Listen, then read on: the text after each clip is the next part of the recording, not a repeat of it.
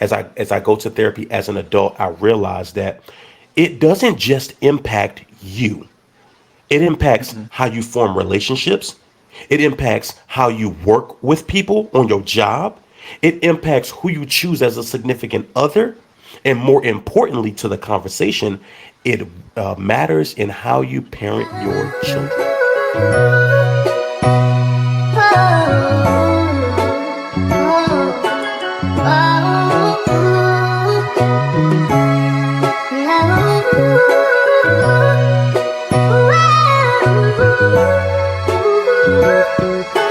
Encore, what have you created?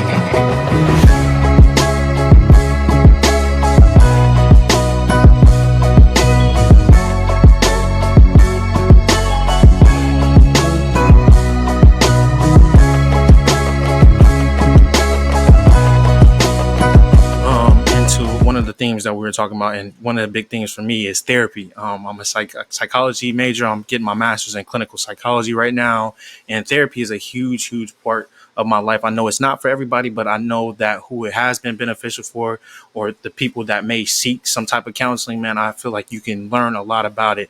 And in that, for me, it was a lot of healing that had to happen of the inner child that became the older adult. And I really didn't really know how to process that because I was older. I couldn't really readily identify where these feelings were coming from or why I act the way I do in these certain situations or why do these things trigger me the way because I just didn't really know how to process it at a young age. For you, and without getting too deep, I'll allow you to take liberty on what you want to share. Is there anything that as an inner child that you experienced and through therapy or through talking or just shared experiences that you learned that through healing this part of me as I got older I needed to it kind of manifested and only as I grew older did I see the repercussions of it and now I am continuing to work on that so that it doesn't affect other people and quite frankly it allows me to live my natural destined life and not hold me back into that significant emotional event and have that be a stuck point for me. I think the biggest part for me was really challenging the thought process, and I challenge a lot of parents when I say this. When I hear parents say things like, and most oftentimes it comes from single parents, not just single moms, single dads, sometimes too, that your daughter is the woman of the house, or your son is the man of the house, or that you were a man when you were younger. No, you were a boy. You were a little girl put in man situations, put in woman situations. And I think that was the biggest part that I had to really like disrupt in terms of my thought process because I had this idea that I was a man long before I actually was.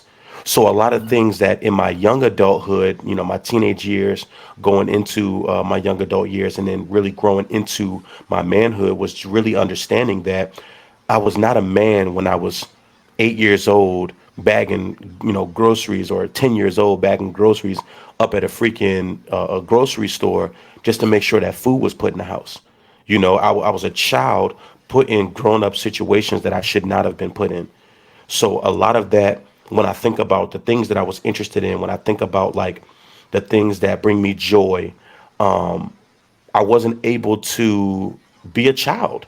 I wasn't able to, play basketball with the neighborhood kids as much as I would liked, or, I wasn't able to just certain things that as a child you just should inherently be able to do. But because I had to go to work, so to speak, we had to put those hours in to ensure that we was making money to it was crazy. We made the money at the store and then spent it at the store to put food in the house. You know what I'm saying? So it's like a full circle moment. We'd get some grocery carts and it would literally be like a whole block thing. Like you would see us coming down the block and we had such a rapport with the grocery store that like we could take 5, 6 carts, like literally right down the block, put the food in the house and take the grocery carts right back up to the grocery store and everything be Gucci. Right. So for me, and I tell people this all the time, therapy saved my life. Literally. I was on the brink of just saying, hey, it is what it is. I've enjoyed my time here. You know what I'm saying? I think we can all infer, what I mean by that. And, Absolutely. going to therapy, I would say that the inner child in me, confronting as an adult that I needed to go. One of the things that happened to me when I was younger, and if I knew back then what I know now, I'd probably be living a lot richer, lavish lifestyle. Is that, and then I say that jokingly, my therapist, my grandmother got us out the system or whatever. We were wards of the state, and she got us out the system, and we had to go to court mandated therapy because of the abuse that we went through and things of that nature. And our therapist used to tell our grandmother what we talked about, and it made us distrust the therapist because you're not supposed to do that. Now, granted, there were times where, now, of course, as an adult, I understand, mandated reporter type of deals and things of that nature. If you're talking about harming someone, harming yourself, et cetera, et cetera. But these were like genuine feelings that we felt like I'm going in there to talk to the therapist about, like it's only going to stay there. And then grandma would bring it up in a way, it's like, how did you know that? And then eventually we start putting two and two together. So then what ended up happening was, as preteens and teenagers, now when we go into these therapy sessions, we're all agreeing we're just going to say nothing for 30 minutes. Each of our sessions are 30 minutes. It's five of us. You do the math. And you're just going to sit there and we're not going to say anything. You got some coloring pencils, you got some paper to color. Cool. That's what we're going to do. And we all agreed to do that because we felt like we can't trust that person no more. And I genuinely feel like, again, if I knew back then what I know now, I would have just requested a different therapist because there were things that I felt like I needed to talk about during that time period that I didn't talk about. Guilt that I was holding deep down inside about different things that happened over the course of my life that I feel like if I would have just talked through it with a therapist, I wouldn't have carried that into my adulthood. And then another thing about Mm. it too, as I go to therapy as an adult, I realize that it doesn't just impact you. It impacts Mm. how you form relationships. It impacts how you work with people on your job. It impacts who you choose as a significant other. And more importantly to the conversation, it matters in how you parent your children. Because many of us, Absolutely. the manner in which we were taught is, children are meant to be seen and not heard. We don't take it into perspective and or into consideration the children's feelings. Do what I say do. Don't do what I do. Do what I say. And it's just like Say that's them. such a contradictory statement. Another one that I actively work against too is, what happens in this house stays in this house. Well, here's the reality. Why is it happening in the first place? Like when we really get to the crux of these things. So therapy for me will allow me the space to confront a lot of the things that I wish I would have confronted as a preteen and as a teenager, that now certain things are clicking. It's just like, oh, that's why that happened. Or, oh, that's why I'm the way that I am with my friends. Oh, that's why I am how I am in relationships. Oh, that's why I am the father that I am. It all started to make sense.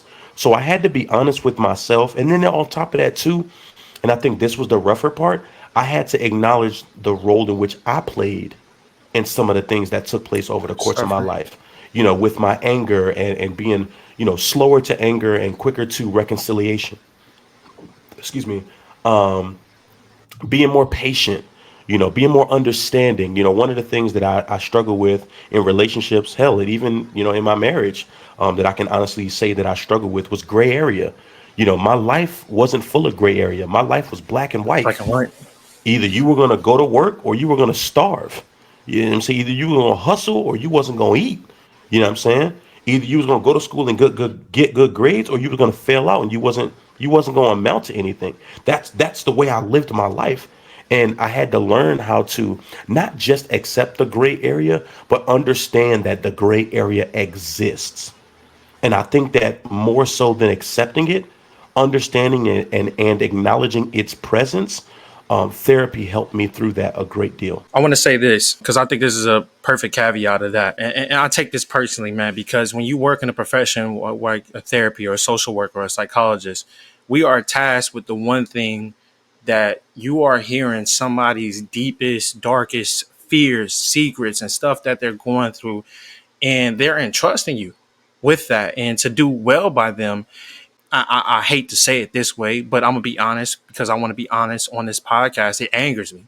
It angers me because a lot of us come from situations where it's hard. It's hard for me to even open up to you about this certain situation, and for there to be a level of distrust where, like you said, there is mandated reported. Like obviously, I know all that stuff, but if you're going outside those boundaries and certain things of that nature, where other people understand, like that goes into the learned helplessness that we learn as kids. You know what I'm saying? We already, it's already hard to put yourself out there, and then the one time that I do, this is what happens. I'm about to go right back in my shell, dog. Like that's what it is. That's what it is, and it bothers me because that's what's happening. That's what's happening. That's why, and it's not even just a therapy thing. That's what's happening when when we our friends are struggling and we making jokes about it, or we not really taking them serious, or I'm really hurt and I'm just clowning on that guy, and it's like, man, I just ain't gonna say nothing, man. Like whatever, bro. Like I'm gonna just act like none of that exists, and it's eating them up for real, like on a daily. And like you said, and I'll be brief, I don't want to go on a rant about this, but it does bother me, and I hope that's kind of the community that we're trying to create, is that, man, like let that person be hurt, bro. Like it's one thing, and this was the hardest thing for me, Anthony, to say, is it's easy for us to be angry as men. We're conditioned that way. We act that way because that's kind of like the one emotion that we're okay with expressing. It was the hardest thing for me to get other the words, I'm hurt, I'm upset, I'm scared. Like those things was the hardest things. You got a lot of people that's hurt out here. You got a lot of men that's hurt out here. You have a lot of men that's scared. You got a lot of men that's insecure. And if we don't create an environment, whether that's the therapist, whether that's this community, whether that's other people that's around, if we don't create a community, they're gonna stay in their shells. That's why the rates for us as men, particularly as black men, particularly in our age range, is skyrocketing and continuing to skyrocket, is because we have not created that community. And when they do eventually open up, they are met with that same disregard. And if we are not intentional about how we deal with that, and quite frankly, and I'll get off my soapbox here by saying this, the reason why we do that and we meet it with disregard, or like kind of joking about it, is because it's a reflection of how we feel about ourselves, that we don't want to touch that part of ourselves. You know what I'm saying? We don't want to really hear that from you, because I don't really want to process that same thing that's eating at me. So I don't really want to hear that from you. So I'm glad you expressed that. And like you said, requesting a new therapist and or anything like that. I hope that our viewers and followers understand that these people are still people, so they're flawed, but to understand that there is some great things that you could take away from therapy. And as therapists and as psychologists, it is our job to uphold that standard and to understand that we got people's mental health in our hands, and they are entrusting us with that. And that's something that we have to be better with as a community as well. That's why we're here. That if we can sum it up on why we're doing this, why I turned on my camera, why I put my mic together, this is our main initiative right here. A lot of what you mentioned here through this whole episode is not only something that we reiterate, but the most important thing is that you're honest, you're genuine, and you're speaking your truth. The point of it isn't to come up here and to be like, okay, you're right, or you're wrong here, or nothing like that. It's all subjective. The point of it is to build a comfortable environment where our guests, and then more importantly, our viewers, can come in and say, this is how I'm feeling. Hey, Absolutely. these are my resources that can help you out and build a better community that we're on for our platform, but in Right. general for society to keep this going along. You have a very deep interest in poetry, which I always find that interesting because me and Jordan are hip hop guys. We love rap music, Yeah. but the importance of why we like rap music is the artwork of it. Kind of what got you into poetry, and how are you able to use your deep interest in poetry to translate that into other facets of your life? My poetry actually started my public speaking career. So my professional public speaking career. So, great question. So the first piece to it was kind of what Jordan talked about a little bit as it relates to like our vulnerabilities as men, right? So for me, growing up without my father, there was a void that was left there, a lot of anger, a lot of infuriation. So my brothers, God bless them, they had this nickname for me. It was the Hulk. So anytime I would get mad, I would just like Hulk out, you know what I'm saying? And they were Yeah. always, for the most part, bigger than me. So, bigger than me in the sense of like strength. I was the second tallest. Yeah, the second tallest of my six brothers. But in that, my English teacher, shout out to my English teacher, Joshua Trott, white guy in the hood, you know what I'm saying? He's like, yo, like, I see you, you keep getting into all these fights and everything like that. Like, have you ever tried to like re essentially refocus that energy into poetry? You know what I'm thinking? Like poetry, lame Yep. poetry. Like one fish, two fish, red fish, blue fish. You know what I'm saying? Bro, Yep. if you don't get out of my face, dude. He's like, no, seriously, like exactly what you're feeling, put it on paper. And I think it was, and shout out to the Philadelphia Youth Poetry Movement, PYPM. I joined that organization when I was in high school, and it was the second piece. So poetry saved my life as a teenager, but therapy saved me as a man. And I like to say that in conjunction to one another, because it was like, like I said earlier, something that catapulted me into that next phase of my life, when I started performing.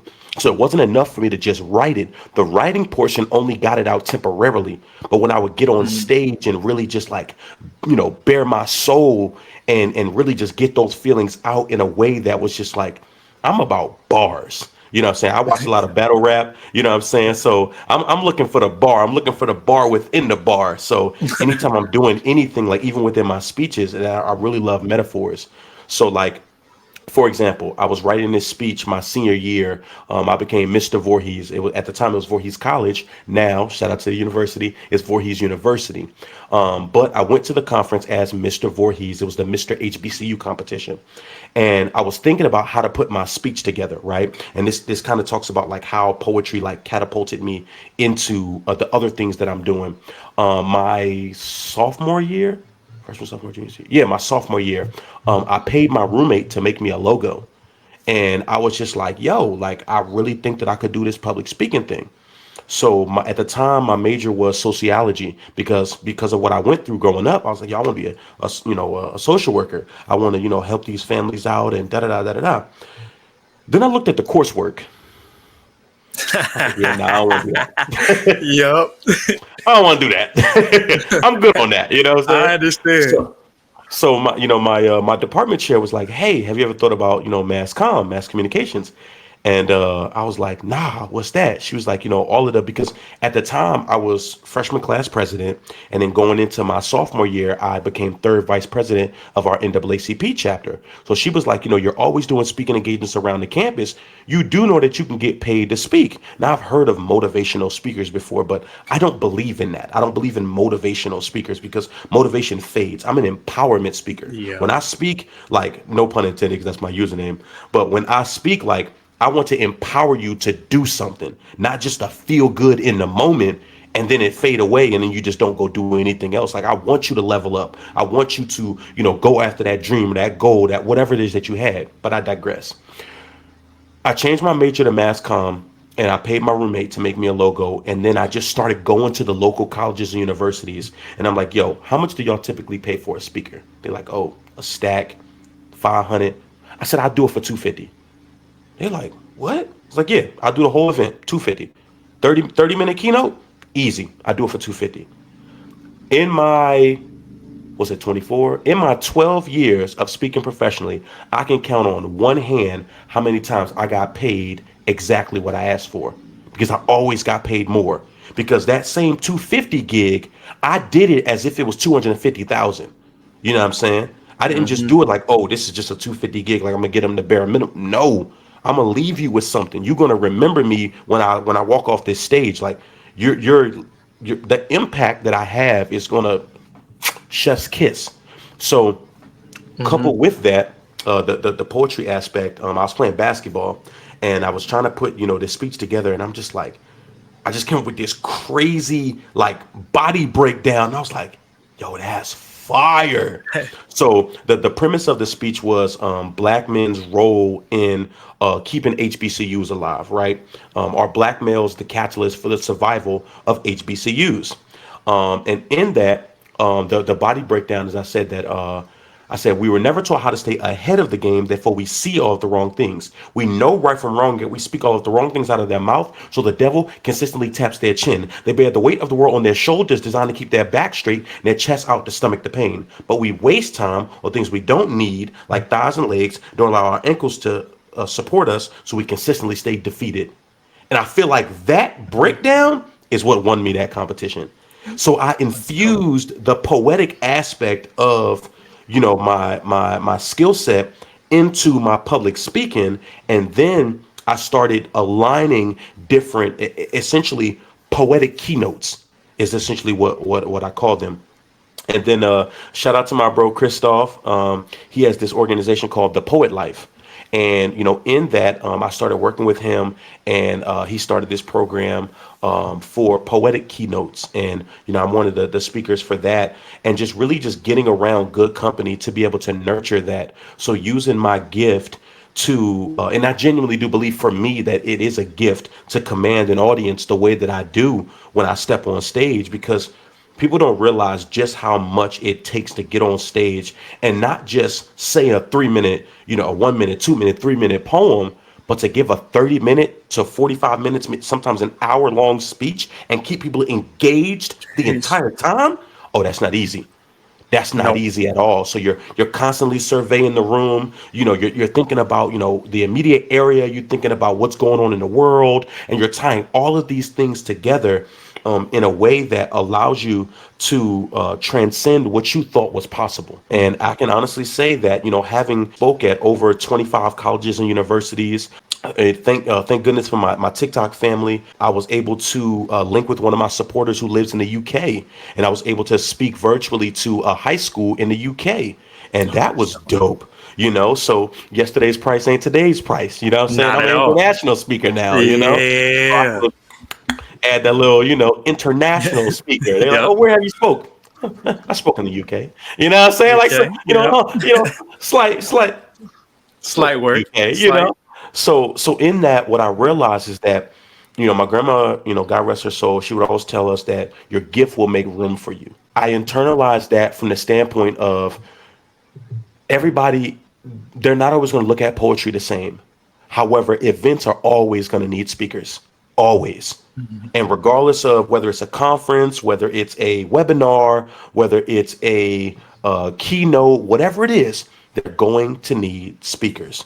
So in that, continuing to develop my skill set, if I can command an audience for 3 minutes, I can command them for 30 minutes. You know what I'm saying? I can command them for an hour. And then honestly, and just being real, it's about getting your feet wet.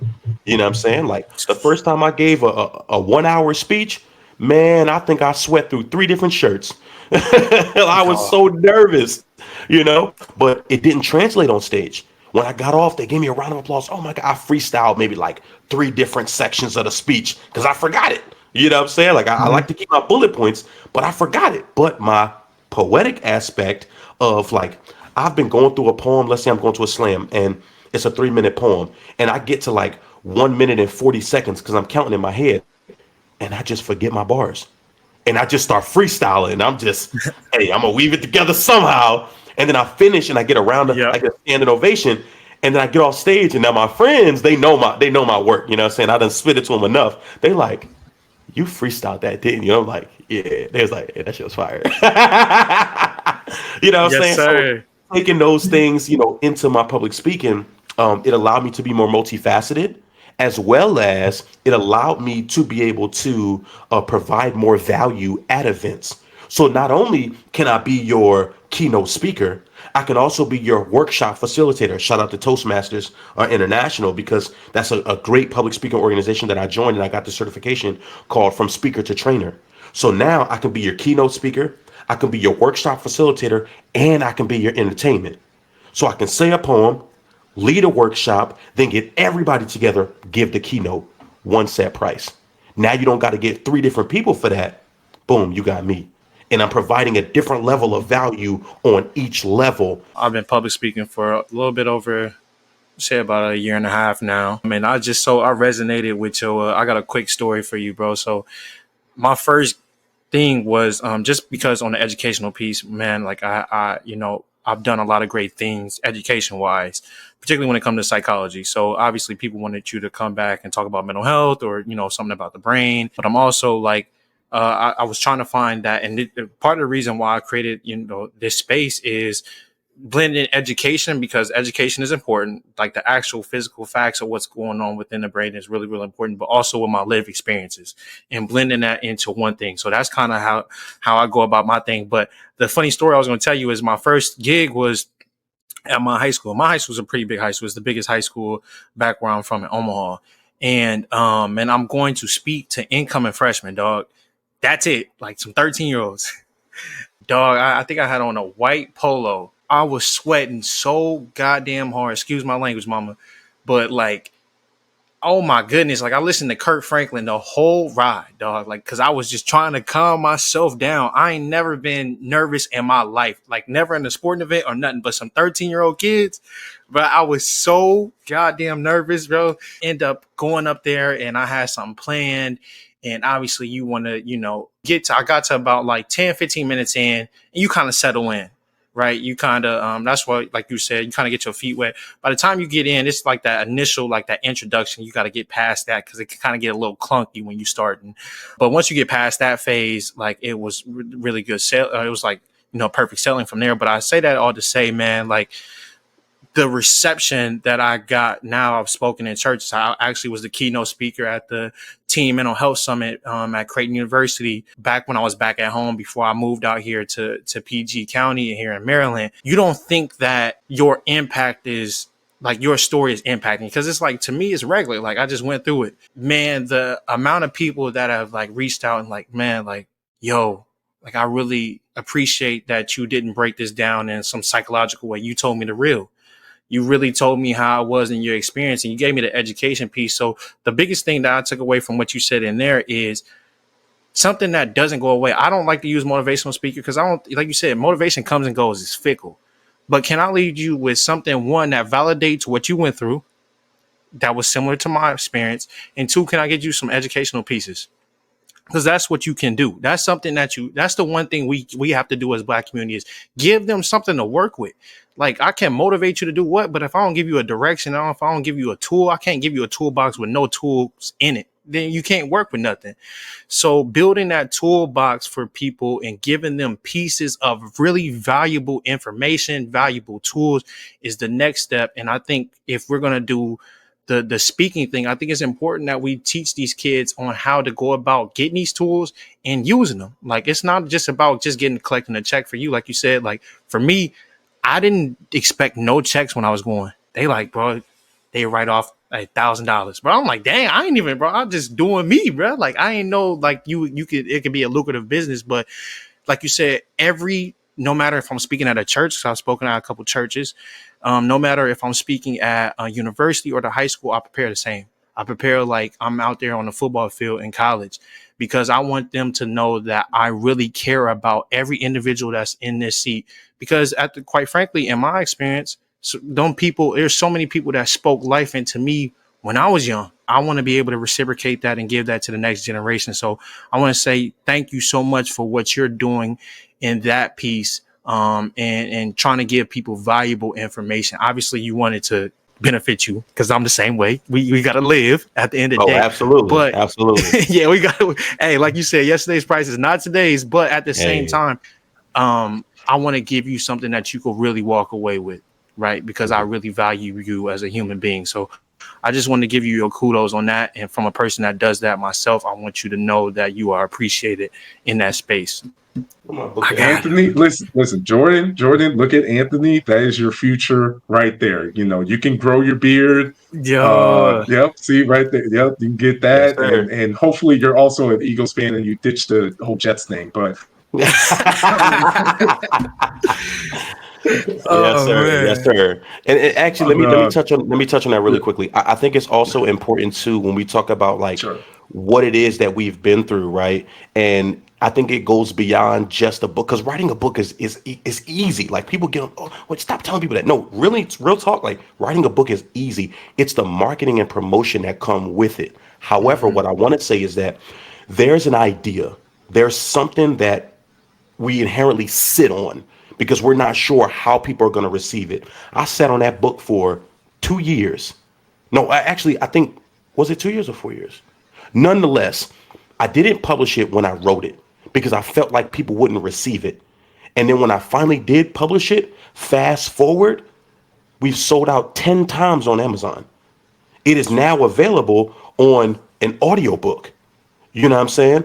To the point where people are requesting me to put it on Audible. Right now, I have it on this platform called Gumroad, to whereby I'm actually like creating courses now. And that's another thing as a public speaker you want to look into as well. Like, what is your expertise? Start creating courses. You know what I'm saying? Literally, same thing you do with the podcast. Literally, take your expertise, give that education piece, and create courses. You know, things like, strengthening your public speaking skills, how to get over glossophobia, fear of public speaking, because we don't realize just how much we speak on a regular basis. However, keeping to like that thing, many of us have that thing that we want to do, and I just want to encourage someone. I just feel led on my heart to say, do it. I don't know what it is, do it. And when you do it, you know what I'm saying? I'm childish. I said do. When you do decide to do it, right? I want you to message me. Message me on social media. I speak 1906, and I want to learn about what it is that you got going on, because we're speaking to somebody. Somebody's gonna be listening to this and being like, dang, I really did want to, go after that I did want to write that book, or, I did want to try out for that team, or, I did want to start that platform. I did want to start creating content. Do it. Do it. Stop. And I wouldn't even necessarily say stop being scared. Stop denying the world. It's my chapter 5. Don't deny your greatness. You are great in whatever it is that you're seeking to do. Stop denying the world that greatness. Put it out there. And I know for us as men, and this was another point that I wanted to make, it's hard for us to be vulnerable. It's really hard for us to be vulnerable. Don't be apprehensive toward that. Lean into it. You know what I'm saying? Feel every single emotion. Feel it and acknowledge it and accept it for what it is. And I promise you, it's gonna work out for you. It's gonna work out for you. And if it don't, you can try something else. Yep. So as we close out this episode, it's been amazing. There's one question that we like to ask all of our guests. So Okay. our season 3, our theme for it is season separation. So Okay. basically what people are doing now to separate themselves from the crowd, essentially, right? Now, what are some outlooks that you're seeing in the next few years that you're very excited about? And what do you feel it's going to take for you to actually enact on those goals of yours? My goal in the next 5 years is to speak at a national conference. That's my goal. As well as within the next 10 years, which I'm gonna be honest with you, my mentor said you need to stop saying that. It's gonna be 5, to speak at a college commencement. Like that's my goal. And in order to get there, I feel like I have to put myself out there a little bit more. It's like when you have a large platform, right? One of the things that it's very easy to fall into is complacency, because you have the audience. Now it's just on you to feed them, right? So sometimes our hunger will take a hit. And when your hunger starts taking a hit, you have to really, reestablish, refocus. And I'm gonna be real with you. I did something very intentional in order to really like get that ball back rolling. I went to the mall, right? And I bought a pair of black Air Forces. And I was like, every single time I start feeling like I'm not doing what I'm supposed to do, I will literally go and put my black Air Forces on, lock myself in my office, and just go That to work. energy. Just go to work. And I don't know whether it's like the social, perception of black Air Forces, but like it just does something to me. Like, hey, you wasn't grinding, hey, you about to grind now. And what I do is, and I haven't done this yet. I keep them inside the room, but what I'm about to start doing is putting them on the outside so I can sit on my top step, lace them up, and then go into my office. That way I can accept the energy and then boom, put it towards something. And It's interesting because I actually put them instead of putting them on, they're actually on my desk, literally right in front of me. And when I put my audiobook together, my shout out to my homeboy Genty that I talked about earlier that went to New York for TikTok. He got me this arm for my microphone, and him and his fiance, they essentially invested in me as a content creator, not just as their friend, but as a content creator. And he was like, "Bro, get it done." That's literally what he said, "Bro, get it done." And he didn't even realize what he was telling me to get done. You know what I'm saying? First day with absolutely no like promotion or anything, we sold 30 copies. Actually, 33. 33 first day. No announcement, no nothing. It was done. I put the link in my bio on TikTok, went live. 33 first day in, I think we was on live for 6 hours. So it was just like, whoa. Now just imagine if I made like a promo video. Just imagine if I did like a campaign. You know what I'm saying? Like I would get so many more sales. But it was just like in that moment, it was like one of those like, yo, like you really got to put yourself out there more. So putting myself out there more, and the pathway to do so is I plan on rejoining Toastmasters. I believe that's a phenomenal organization to join, and if there's not one for me to join, because I am in the military, so sometimes my working hours doesn't coincide with the club hours to meet. Starting my own club. The second piece to that is that there's this world champion of public speaking competition in Toastmasters that I want to do. And then another goal that I have, you talk about separating yourself, to do a TED Talk. I have a couple friends that have done TED Talks. Shout out to my homie Malira. Shout out to my homie Jolly Good Ginger. His name is Russell. Those are the two right off the top of my head that I know that have done them. And it's just like sometimes we'll think that what we're trying to accomplish is just like so far away when I truly do believe in the 7 degrees of separation, and I don't believe it just as it relates to people. I think it's the same with the things that you're trying to accomplish, and sometimes it's like what Hove say, everybody think it's impossible until you actually get it done, right? He said took the impossible. What he say took the impossible and did it twice, something like that, and it was just like, yo, like no, that's facts. Like people think that you can't do this, you can't do that until you actually do it. People marvel when I tell them I wrote my book in 3 days. Literally, the whole book, 50 plus pages, wrote it in 3 days. But it took me, I want to say, I think I want to settle on 2 years. I think it took me 2 years to publish it because I genuinely felt like, actually, if I'm not mistaken, let's see, I went to college in 2010, 2014, 2016. Yeah, actually, it was 2 years. Yep, I graduated college in 2014. I didn't publish it till 2016. Yep. And man, the places that this book has taken me has been, man, I can't even quantify.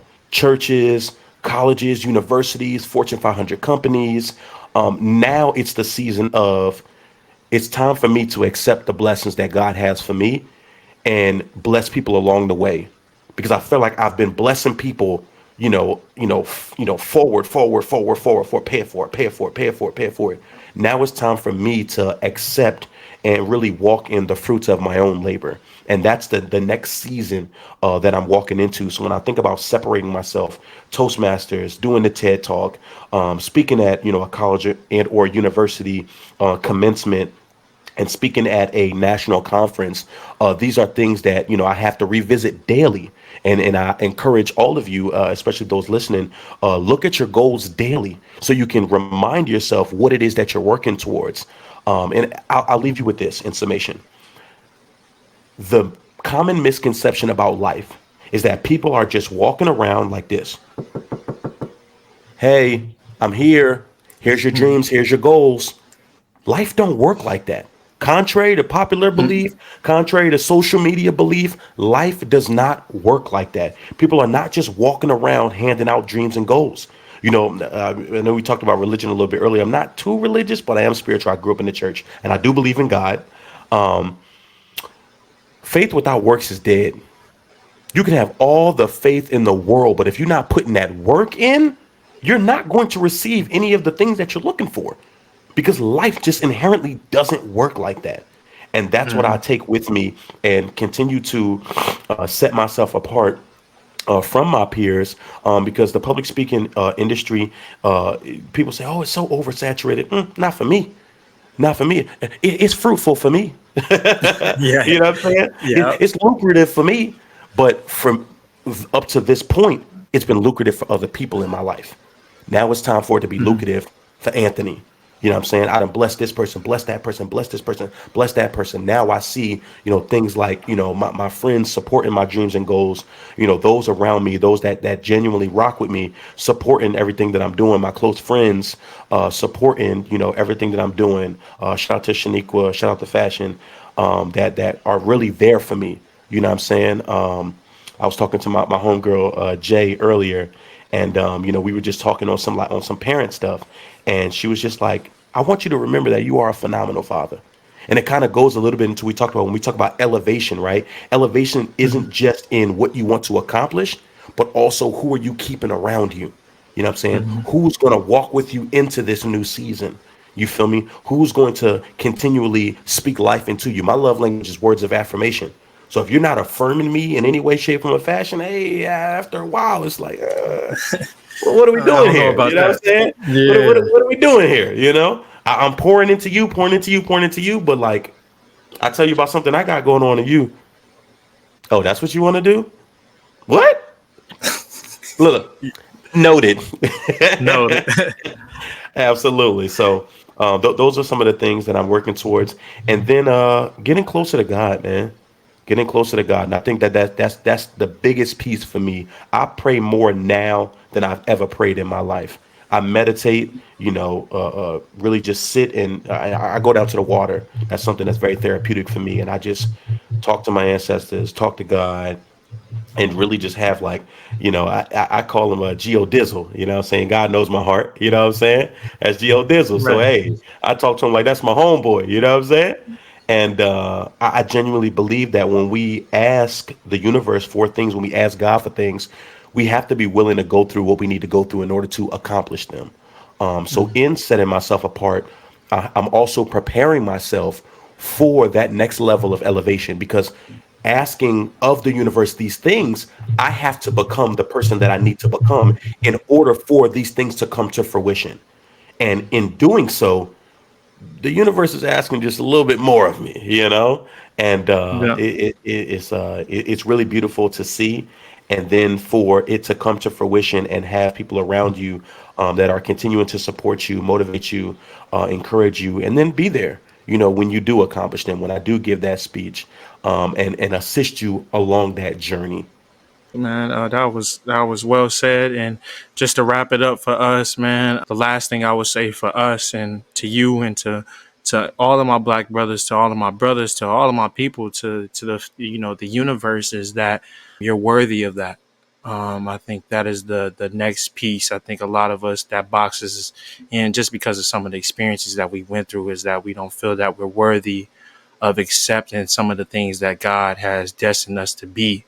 And that's something that I struggled with a lot and still to this day have to be cognizant of is, hey, bro, when you get blessed with this, like that's because that's for you. That's for you. God had mapped that out for you and you are worthy of this beyond anything.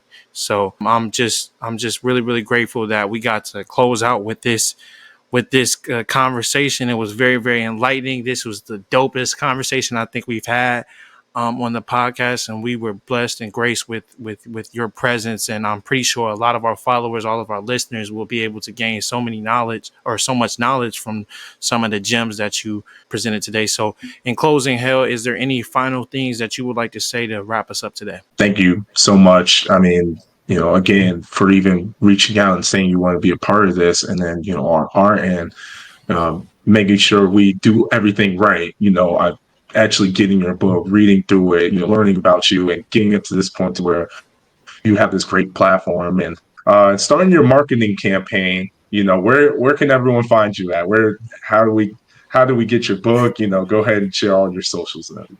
Absolutely. Very easy to find. I speak 1906, lowercase I speak 1906. Shout out to the greatest fraternity known to man, Alpha Fraternity Incorporated. My book, The Purpose of Power, is available on Amazon in the hardback version. However, in the link on my Instagram as well as on my TikTok is the audiobook version of it. And not only do I have my book, I also have some bonus content on there for up and coming influencers and things of that nature for you as well, courtesy of another organization, that a resource that I found. Beyond that, just reach out to me. I do social media coaching as well. If you want me to do like an audit of your social media page, figure out how best you can navigate, maybe get your views up, get your followers up organically. You know, I've never bought a single follower on any platform. All my growth has been organic, really getting it out the mud.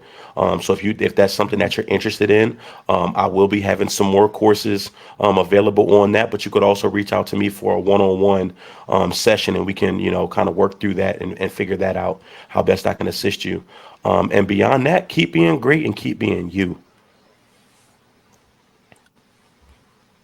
Absolutely. Thank you. Thank you. Thank you. Definitely. Well, And also, too, thank y'all so much for allowing me to come on. Like I said, I wanted to reiterate, I do want to make this point. Thank you so much for taking the time to learn about me. I had a bit of an experience on another podcast, and they were just getting everything wrong. They're like, "Oh, you got two brothers, right? What?" Yeah. You're like, you got one kid, right? I'm like, I sent you my bio. You know what I'm saying? So, you know, that little right. gesture, you know, sometimes it goes a long way. You know what I mean? And it speaks to the intricacy that you all take and the seriousness that you all take with your platform. And you know, through your content, I definitely saw that. But to see it like come to fruition in terms of like your dedication, you know, when you inbox me, I was like, oh snap, you really bought my audiobook? She's like, yeah, I would listen to it. You know, I'm like, oh snap, you know. Right. You know, just really like, hey, I really want to genuinely, because at the end of the day, you want to protect your investment. You know what I'm saying? You want to know, I want to know I'm bringing on my platform to speak to my people. You feel me? Fact. And I feel like we should all take that approach when we're connecting ourselves to people. So thank you so much for that. Thank you so much for having me. And yeah, well, like Coach Prom say, I'm easy to find. All of our viewers, you know, one thing I will say in particular, type in his name, Anthony Hyland, and check out his HBCU Mr. King speech that he has up there. I checked it out. I challenge all the viewers, you know, hop on his platform, check out that video. We'll put a link to it in the bio for you to check out. But it was phenomenal. You deserve to win. So congratulations on that. Definitely Congratulations, appreciate man. that. Oh, also too, any speaking engagements requests. I'm on the East Coast. I do live in Virginia. So just let me know. And if the price is right, you know, we can take a flight. You know what I'm saying? So Yeah, so for yeah, let me sure. Yes, know. sir. Let me know. Yeah. I'm only a stone's throw away from you, big dog, man. I'm just a drive through DC. That's about That's it. it. That's about it. Well, man, we appreciate you, man. This has been a dope season. Like I said, I couldn't have thought of a better person when Hale and BJ talked about you. They talked about you in a really, really dope light, and I wanted to make sure that whoever we brought on the platform really embodies what we're about, and that's you. That's you through and through, and to see you be able to navigate and to tell your story in full fruition, that was a really experience that was touching for me and touching for hopefully for our audience as well. So with that being said, that's been a dope episode and a dope closure to our season 3, and we will talk and see you guys soon. Thank you.